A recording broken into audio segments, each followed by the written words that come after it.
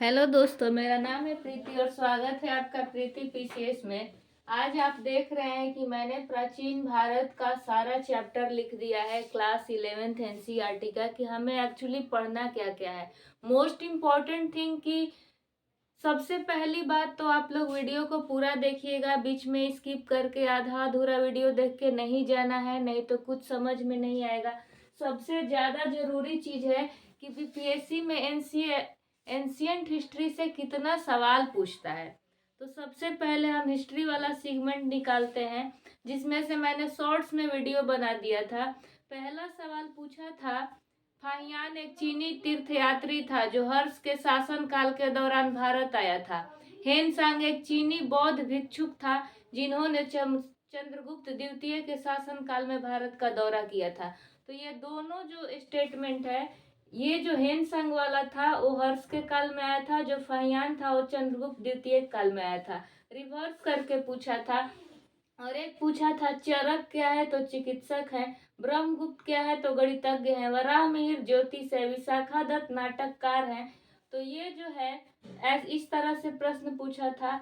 और बाकी जो प्रश्न आपको दिख रहा है हिस्ट्री सेगमेंट का, वो मध्यकालीन भारत का था और आधुनिक भारत का था। कहने का मतलब है कि 5 क्वेश्चन सिर्फ हमें प्राचीन भारत के दिखे और सभी क्वेश्चन मध्यकालीन और आधुनिक के। अगर 30 सवाल बीपीएससी में पूछ रहा है हिस्ट्री से, तो 5 मान के चलिए कि आपका एंशियंट हिस्ट्री, 5 मान के चलिए या 3 मध्यकालीन, बाकी जो बच गया 20 या 25 वो मान के चलिए कि आपका मॉडर्न हिस्ट्री। और इस मॉडर्न में आपको मॉडर्न हिस्ट्री भारत का और इतिहास का बिहार का, मतलब बिहार स्पेशल हिस्ट्री, और कभी कभी इसकी संख्या 36 तक पहुंच जाती है या 30 से 35 तक, जिसमें से 5 एंशियंट, 5 मेडिवल हिस्ट्री और जो 20 या 25 होते हैं वो मॉडर्न हिस्ट्री यानी आधुनिक भारत से, जिसमें बिहार का इतिहास शामिल रहता है। तो हमने ये देखा। फिर एक प्रश्न था कि प्राचीन वैदिक काल के दौरान कौन सा शहर प्राचीन मगध साम्राज्य की राजधानी के रूप में कार्य करता था। ऑप्शन था चंपा, वैशाली, पाटलिपुत्र और राजगृह। तो राजगृह इसका सही उत्तर हो जाएगा। यानी बहुत ही सिंपल क्वेश्चन पूछता है एंशियंट हिस्ट्री से। तो हमारा मेन फोकस रहेगा आपका ये आधुनिक भारत पर। मेरे पास इतिहास का जो भी बुक था मैंने शॉर्ट्स में दिखा दिया। मैंने इस बुक से बनाया है और प्राचीन भारत, जिसमें कक्षा 11 के इतिहास की पाठ्य पुस्तक, इसमें क्या पढ़ना है हमको मैंने यहाँ चैप्टर वाइज लिख दिया है। चलिए शुरुआत करते हैं।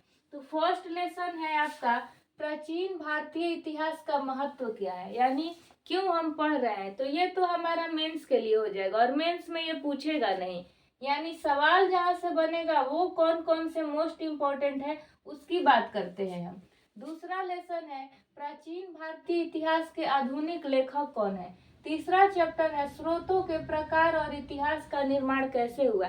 स्रोत क्या क्या हो सकते हैं प्राचीन इतिहास को जानने के लिए। तो अभिलेख हो सकता है, मुहर हो सकता है, सिक्के हो सकते हैं। तो इस तरह से पांडुलिपि हो सकता है जिसके द्वारा हम प्राचीन इतिहास के बारे में जान सकते हैं। चौथा है भौगोलिक ढांचा, कि जब प्राचीन भारत था तो उस समय भारत की भौगोलिक ढांचा कैसी थी। ठीक है। पांचवा लेसन है प्रस्तर युग, यानी आदिम मानव का जीवन, जिसमें है पूरा पाषाण युग, मध्य पाषाण युग, नव पाषाण युग। पूरा पाषाण को पैलियोलिथिक एज, मध्य पाषाण को मीसोलिथिक एज, नव पाषाण को नियोलिथिक एज। तो पूरा पाषाण युग किस तरह का युग था। तो आखेटक था और खाद्य संग्राहक था, यानी किसान थे और खाद्य को जुटाने वाले, इकट्ठा करके खाने वाले थे। इससे संबंधित प्रश्न मैंने 6 क्लास के कक्षा 1 कक्षा 6 का लेसन 1 का जब एमसीक्यू कराया था तो उसमें खाद्य संग्राहक वाला क्वेश्चन मैंने बता दिया है। जब मध्य पाषाण युग आया तो आखेटक भी थे, लेकिन खाद्य संग्राहक की जगह क्या आ गए, पशुपालक आ गए। अब वो आदिम मानव क्या कर रहे हैं, पशु को पाल रहे हैं। नव पाषाण युग में क्या है, फिर खाद्य संग्राहक है। अब आखेटक हट गए और अब वो खाद्य को संग्राहक कर रहे हैं और खुद बना भी रहे हैं, यानी धीरे धीरे विकास हो रहा है नव पाषाण युग में। आते हैं छठा लेसन। छठा लेसन में है ताम्रपाषाण कृषक संस्कृति। ठीक, जहां से हम मेन पढ़ते हैं सिंधु घाटी की सभ्यता, वो पढ़ना है हमें लेसन 7 में, यानी क्लास 11 का लेसन 7 जो है हड़प्पा संस्कृति, कांस्य युग की सभ्यता। ये किस तरह की सभ्यता थी? तो कांस्य युग की सभ्यता थी। हम बोलते हैं कि सबसे पहले तांबा का खोज हुआ था, तो ताम्रपाषाण युग कृषक संस्कृति। 7वां लेसन है जो हड़प्पा संस्कृति है, जो किस तरह की सभ्यता है? तो कांस्य युग की है। उसके बाद हमें पढ़ना है 8, जिसपे मैं टिक लगा रही हूँ, इसका मतलब है कि यही यही हमें पढ़ना है। आर्यों का आगमन और ऋग वैदिक युग। 9 है उत्तर वैदिक सभ्यता, राज्य और वर्ण व्यवस्था की ओर, यानी किस तरह से हड़प्पा के बाद आर्यों का आगमन होता है, उसके बाद ऋग वैदिक युग, यानी इसको हम पूर्व वैदिक काल भी बोलते हैं और उत्तर वैदिक काल को बोलते हैं, जिसमें 3 वेद आते हैं, सामवेद, अथर्ववेद और एक यजुर्वेद, और जो ऋग वेद है वो पहला वेद है। किस तरह से उत्तर वैदिक काल में राज्य बने, फिर वर्ण व्यवस्था बंटने लगी, जाति व्यवस्था आने लगी। उसके बाद लेसन 10 में पढ़ना है हमें जैन और बौद्ध धर्म। लेसन 11 में पढ़ना है जनपद राज्य और प्रथम मगध साम्राज्य। उसके बाद पढ़ना है किस तरह से ईरानी और मकदुनियाई का आक्रमण होता है।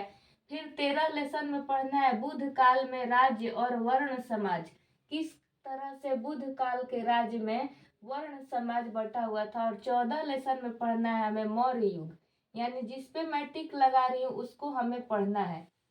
ठीक, 15 लेसन है मौर्य समाज का महत्व। ठीक, कि मौर्य समाज का क्या महत्व था। अब देखिए बीच में ये चीजें, जो चीज बहुत ज्यादा इंपॉर्टेंट होती है हिस्ट्री में, उसी को सिलसिलेवार पढ़ा जाता है।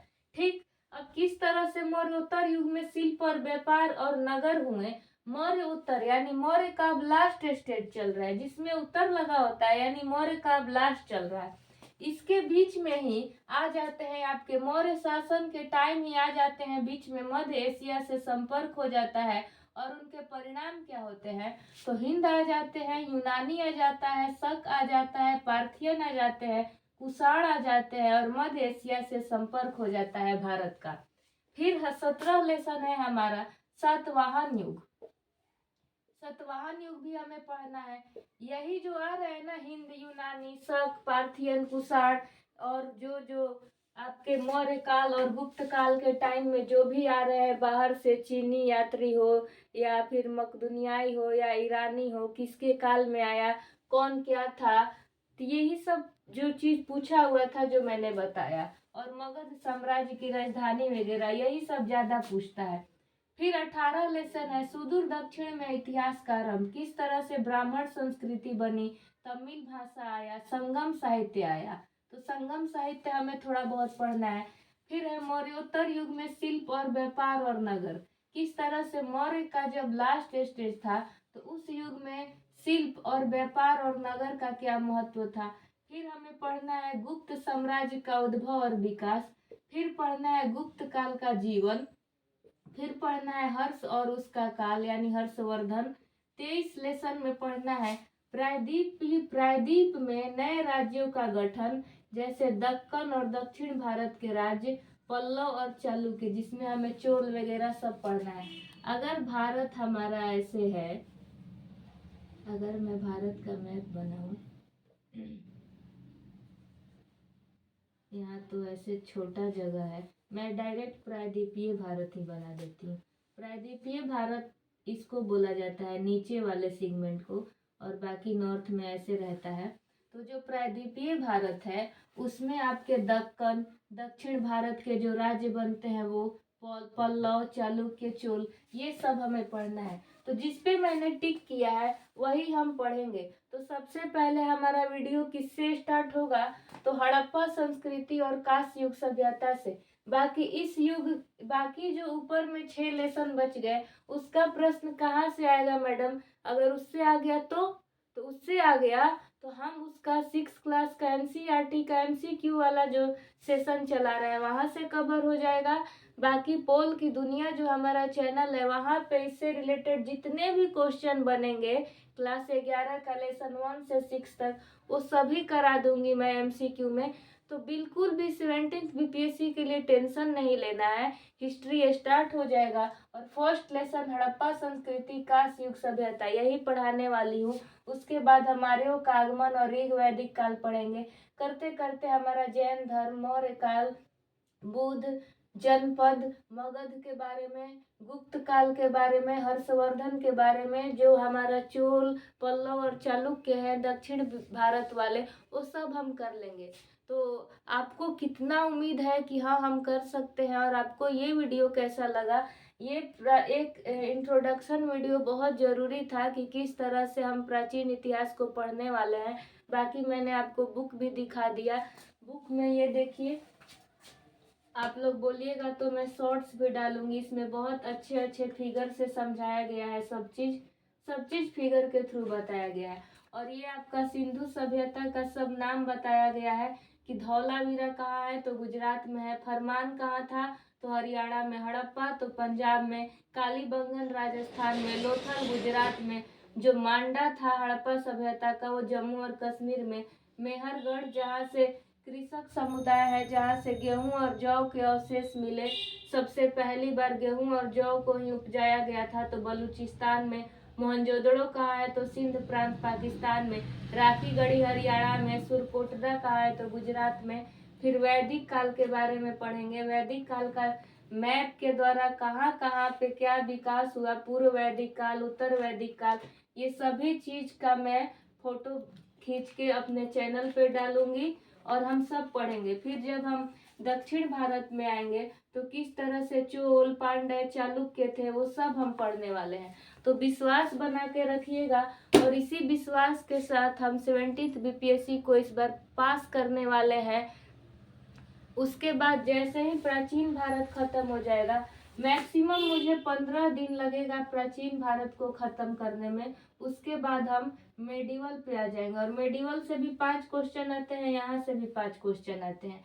और हम इतनी, मैं ओपनली बोल सकती हूँ कि हम इतने गहराई से और अच्छे से पढ़ेंगे कि ये 5 नंबर जाने नहीं देंगे, ना यहाँ से 5 नंबर जाने देंगे, ना मध्यकालीन भारत से 5 नंबर जाने देंगे। और आधुनिक भारत के इतिहास में भी हम सब कुछ पढ़ेंगे, ऐसा कुछ भी चीज नहीं छोड़ेंगे। क्योंकि दोस्तों मुझे 64वीं बीपीएससी से लेके अभी तक के बीपीएससी देने का पूरा एक्सपीरियंस हो चुका है, तो मुझे अच्छे से मालूम है कि ये कहाँ तक जा सकता है और किस तरह से पूछ सकता है क्वेश्चन को बना के। हम यूपीएससी का पीवाईक्यू भी कर लिए, मैंने सारा वीडियो भी बना दिया हिस्ट्री का, यूपीएससी का पीवाईक्यू, तो किसी भी एंगल से मैंने छोड़ा ही नहीं है। तो हम 17th बीपीएससी में अगर 36 क्वेश्चन आते हैं तो हम 34 से 35 क्वेश्चन सॉल्व करने की स्थिति में होंगे। तो आप मेरे पे विश्वास बना के रखिएगा और ऐसे ही मेहनत कीजिए और पढ़िए। Thank you so much guys for watching this video.